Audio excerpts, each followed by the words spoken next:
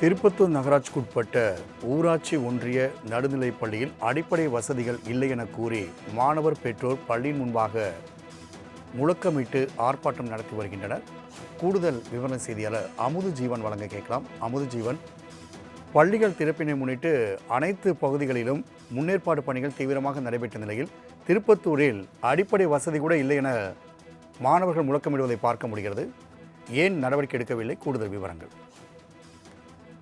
வணக்கம் ராம்குமார். திருப்பத்தூர் மாவட்டம் திருப்பத்தூர் நகராட்சி உட்பட்ட 36வது வார்டு திருமால் நகர் பகுதியில் ஊராட்சி ஒன்றிய நடுநிலைப் பள்ளி செயல்பட்டு வருகிறது. இந்த நிலையில் பார்த்தீங்கன்னா 143 மாணவ மாணவிகள் கல்வி பயின்று வராங்க.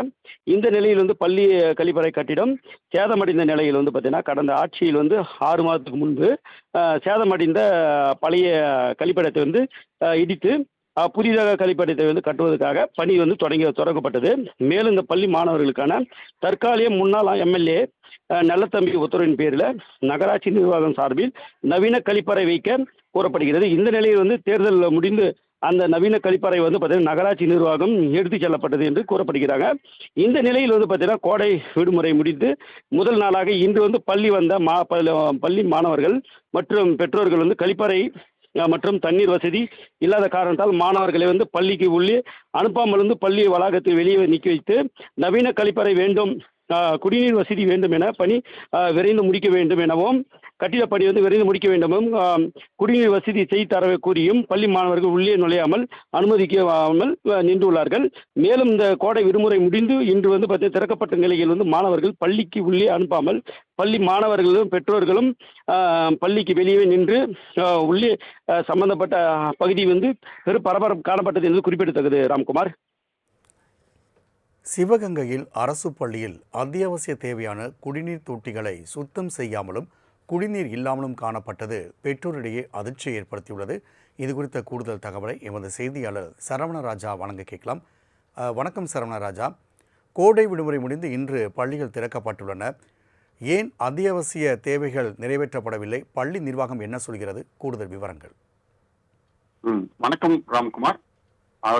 அதாவது கோடை விடுமுறை முடிந்து பள்ளிகள் இன்று திறக்கப்பட்ட நிலையில அரசு உத்தரவை மீறி பள்ளி நிர்வாகம் அடிப்படை வசதிகளான குடிநீர் தொட்டிகளை சுத்தம் செய்யாத பொதுமக்கள் மற்றும் பெற்றோர்களிடையே அதிர்ச்சியை ஏற்படுத்தியுள்ளது. அதாவது தமிழகத்தில் 1 முதல் 12ஆம் வகுப்பு வரை பயிலும் மாணவர்களுக்கு கோடை விடுமுறை முடிந்து இன்று பள்ளிகள் திறக்கப்பட்டது. இது புதிதாக பொறுப்பேற்றுள்ள அரசு, அதாவது இன்று அரசு பல்வேறு கட்டுப்பாடுகள் அரசுக்கு பள்ளி நிர்வாகத்துக்கு விதித்திருந்த நிலையில இந்த கட்டுப்பாடுகளை முறையாக செயல்படுத்தினார்களா என்ற மாவட்ட முதன்மை கல்வி அலுவலர் அவர் கீழ் இயங்கக்கூடிய அதிகாரிகள் யாரும் இதுவரைக்கும் பார்வையிடலைங்கிறது ஒரு குற்றச்சாட்டா இருக்கு. சிவகங்கையில பாத்தீங்கன்னாக்கா அரசு பெண்கள் மேல்நிலை பள்ளி இயங்கிட்டு வருது. இந்த பள்ளி பிரதானமாக சிவகங்கை சுற்றியுள்ள கிராமங்கள் இங்க படிக்கக்கூடிய மாணவிகள் பாத்தீங்கன்னா கிட்டத்தட்ட 1500க்கும் மேற்பட்டோர் இங்க பயின்று வர்றாங்க. இன்று பள்ளி திறந்த நாளையில பாத்தீங்கன்னாக்கா அந்த பள்ளியில மாடுகள் சுற்றி திரிவதும் பள்ளி வளாகத்துக்குள்ளேயே அந்த குடிநீர் வளாகத்தை பாத்தீங்கன்னா குடிநீர் தொட்டியை பாத்தீங்கன்னா அழுக்கடைஞ்சும் ரொம்ப தூசி அடைஞ்சும் மாணவர்கள் சுகாதாரக்கேடு ஏற்படக்கூடிய சூழ்நிலை அந்த நீர்த்தேக்க தொட்டிகள் இருந்தது. இது பாத்தீங்கன்னாக்கா அந்த பெற்றோர்கள் மத்தியிலே ஒரு சோகத்தையும் அச்சத்தையும் ஏற்படுத்தியிருக்கு. பள்ளி மாணவர்களுடைய சுகாதாரம் கேள்விக்குறியா இருக்கு. மாவட்ட கல்வி முதன்மை அலுவலர் இதை உடனடியாக இதற்கு ஒரு குழு அமைச்சு அனைத்து பள்ளிகளிலையும் போய் சென்று கழிப்பிட வசதிகள், குடிநீர் வசதிகள், காற்றோட்ட சூழ்நிலைகள் இதெல்லாம் இருக்க வேண்டும் என பொதுமக்கள் கேட்கிறாங்க. அதுக்காக ஒரு குழு அமைச்சு உடனடியாக இதை ஆய்வு செய்யணுங்கிறது பொதுமக்கள் மற்றும் சமூக கோரிக்கையா இருக்கு. இதோடு மட்டும் இல்லாமல் மாவட்ட நிர்வாகமும் இந்த விஷயத்தில் தலையிட்டு மாணவர்களுடைய சுகாதாரம் மற்றும் அவர்களுடைய பாதுகாப்பை உறுதி செய்யணுங்கிறது சிவகங்கை மக்களுடைய கோரிக்கையா இருக்கு. ராம்குமார்.